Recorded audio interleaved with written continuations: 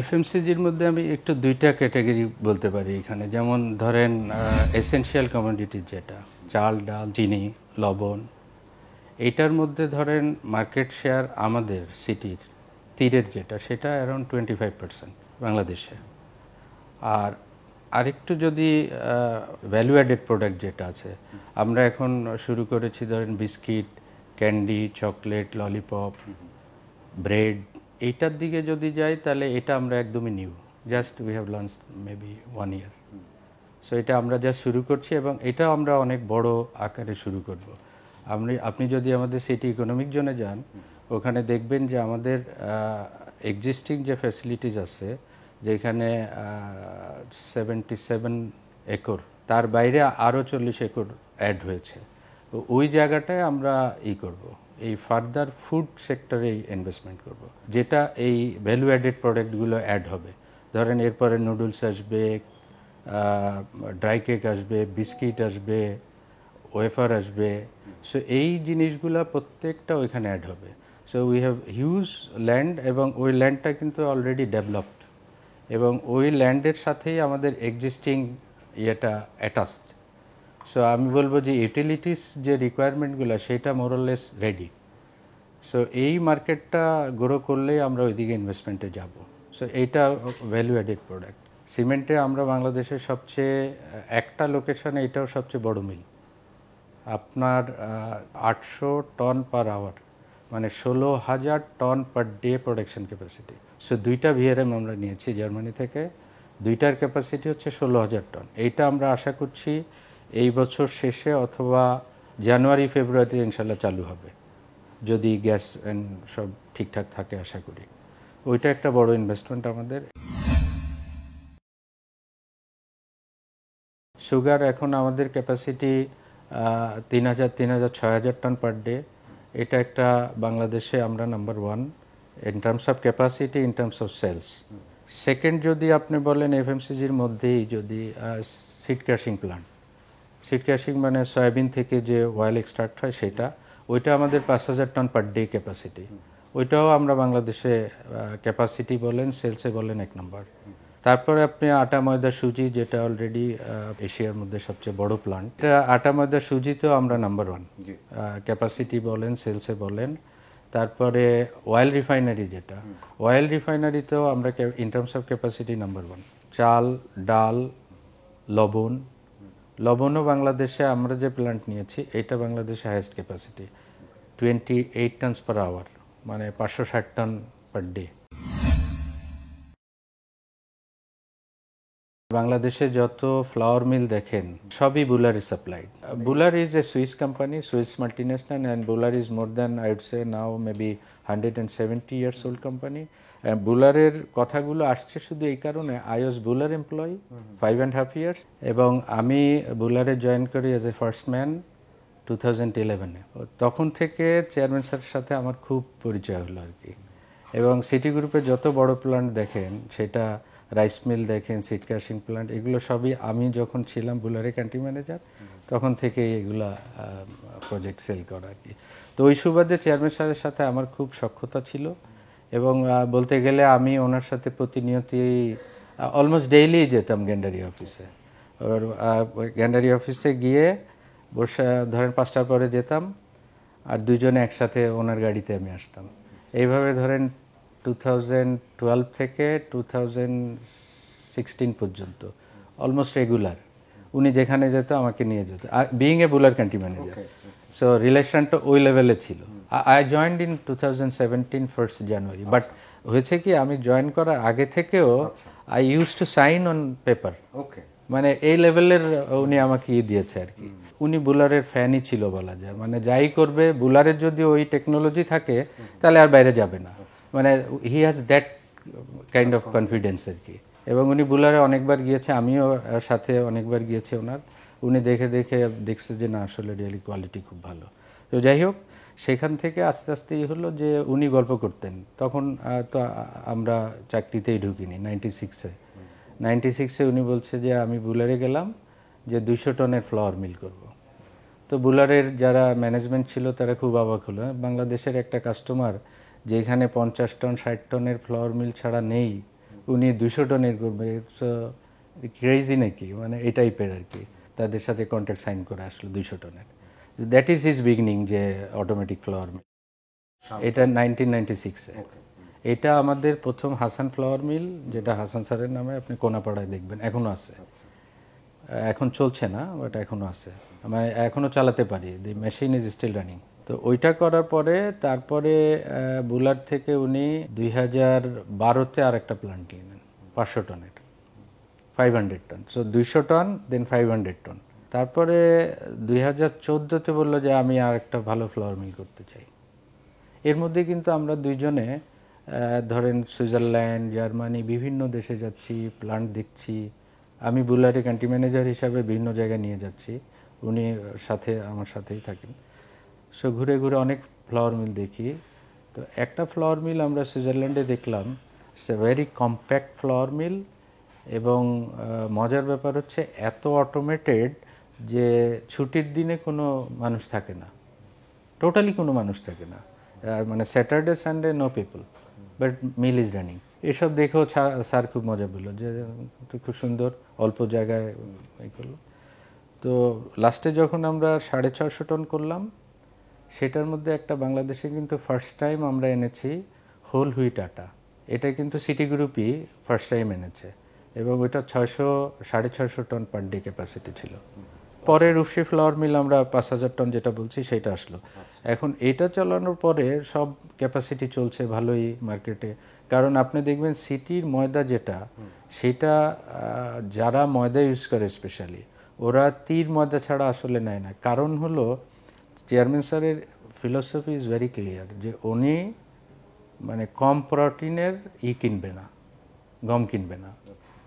If he loses money, still he wants to, যে আমার প্রোডাক্টের কোয়ালিটি আমি ঠিক রাখবো, মানুষ এটা ব্যবহার করলেও কিনবে, আজকে না আমার লস হবে, কালকে আমার লাভ হবে, বাট আমি খারাপ কোয়ালিটি দিব না। এবং কখনো আমি দেখিনি যে উনি কোনো খারাপ গম কিনেছে, মানে 12%, 12.5%, ইভেন 13% প্রোটিনের গম কিনেছে।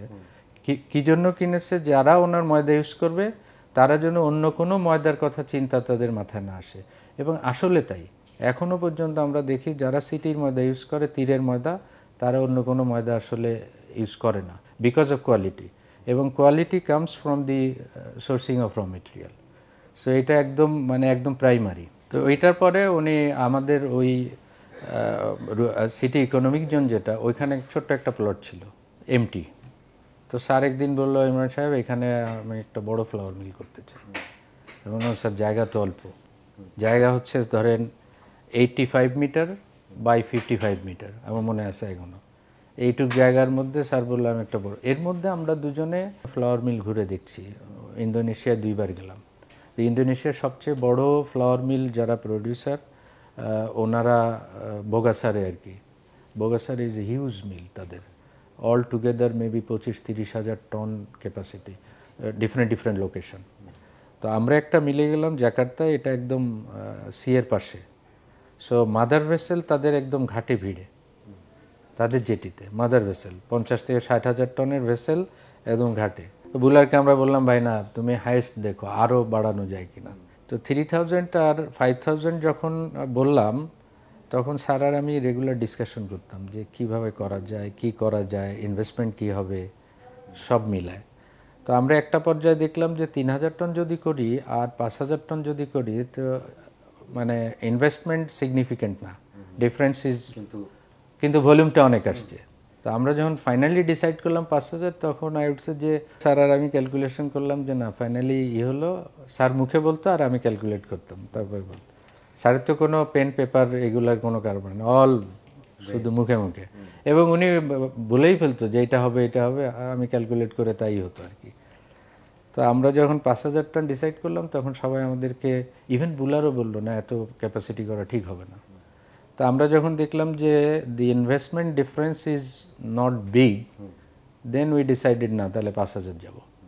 কারণ এই ধরনের একটা প্ল্যান্ট করলে এটা তো প্রতি বছর করা যাবে না।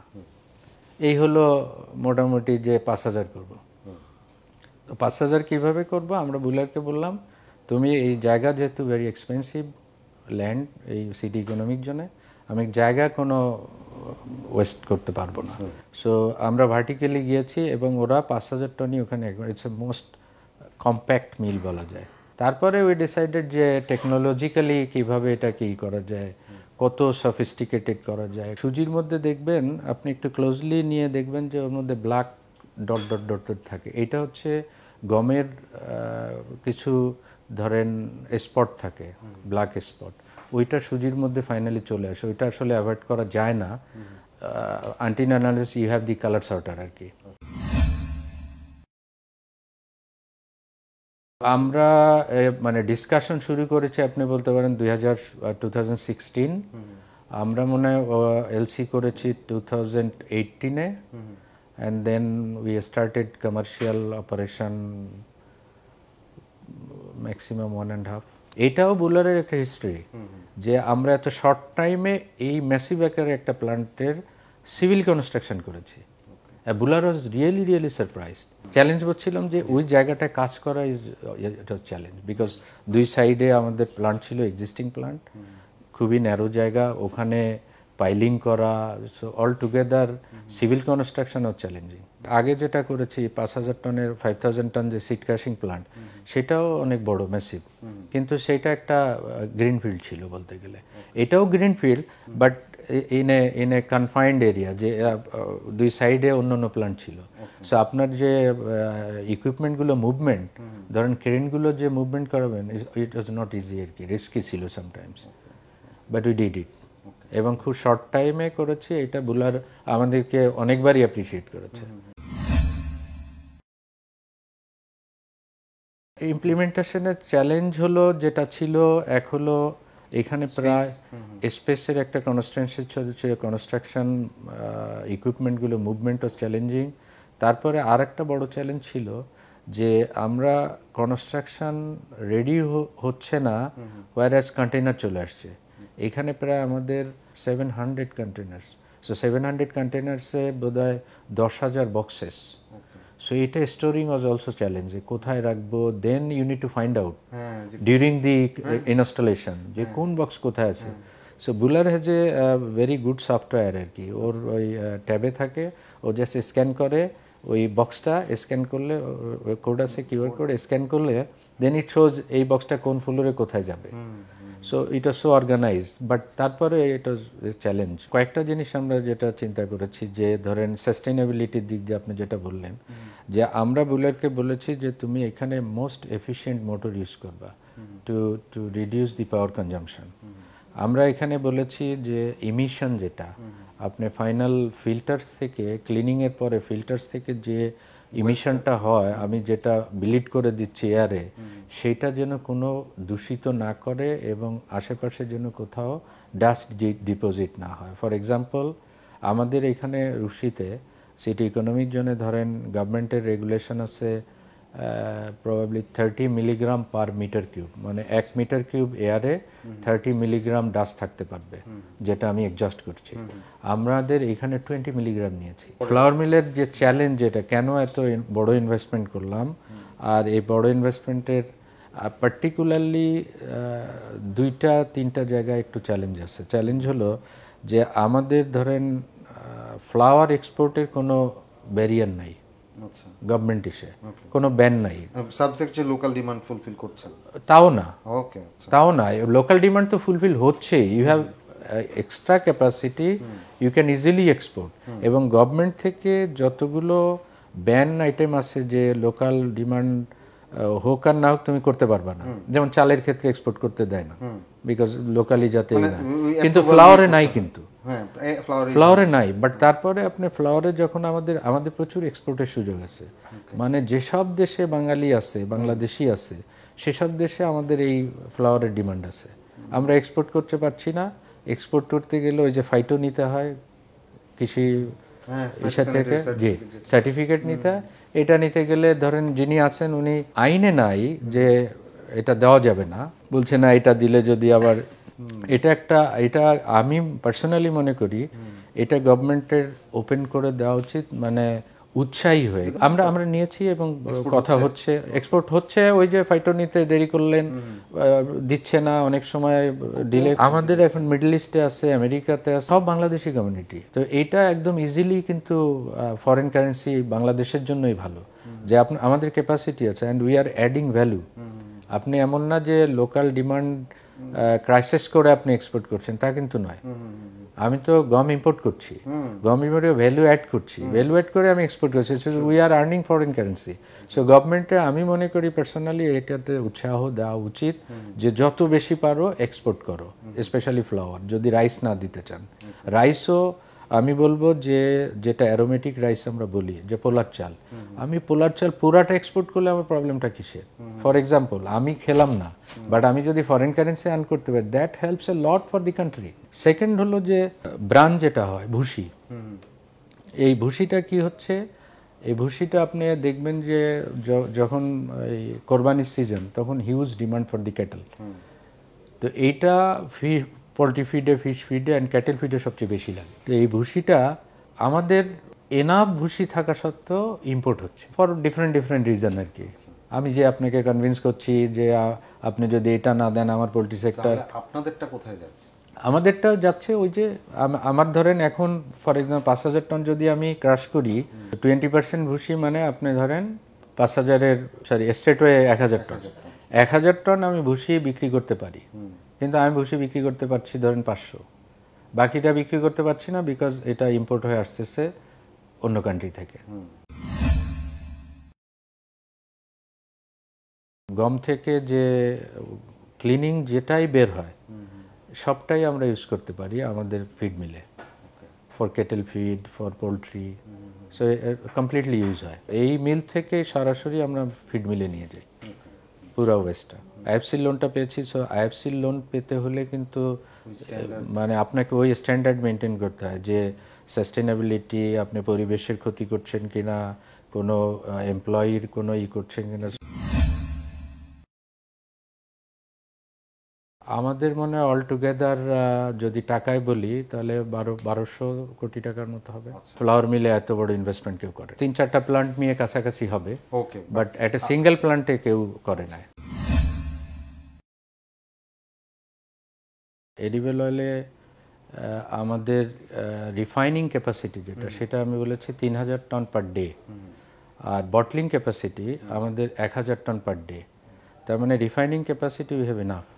সো বটলিং ক্যাপাসিটি দিন দিন ডিমান্ড বাড়ছে, কারণ আগে যেমন ধরেন বটলের রিউজ যেটা ছিল, যে গ্রামে আগে কি করতো, যে তেল লাগবে, ঠিক আছে, পুরানো বোতলটা নিয়ে গিয়ে সেই কি বলে 250 গ্রাম হোক বা 250 লিটার 250 ml হোক, এইভাবে কিনে নিয়ে আসতো। এখন কি হচ্ছে না, ওই সিঙ্গেল বটল ইউজ হচ্ছে। সো বটলের ইউজ বাড়ছে। গভর্নমেন্ট আর একটা যেটা সিদ্ধান্ত নিয়েছে যে ড্রামে যে তেল সেল হয় এটা বন্ধ করে দিবে। কারণ এটা বন্ধ করে দিলে সুবিধা আছে যে এই ড্রামগুলো রিইউজ হচ্ছে এবং এই ড্রামগুলো ফুললি ক্লিন না। সো হাইজিনের দিক থেকে এটা গভর্নমেন্ট রাইট ডিসিশন নিয়েছে হচ্ছে। সো ওইটা বন্ধ করলে তখন দেখবেন সবই বটলে যাবে। সো এই জন্য আমরা এদিকেও ইনভেস্টমেন্ট করছি।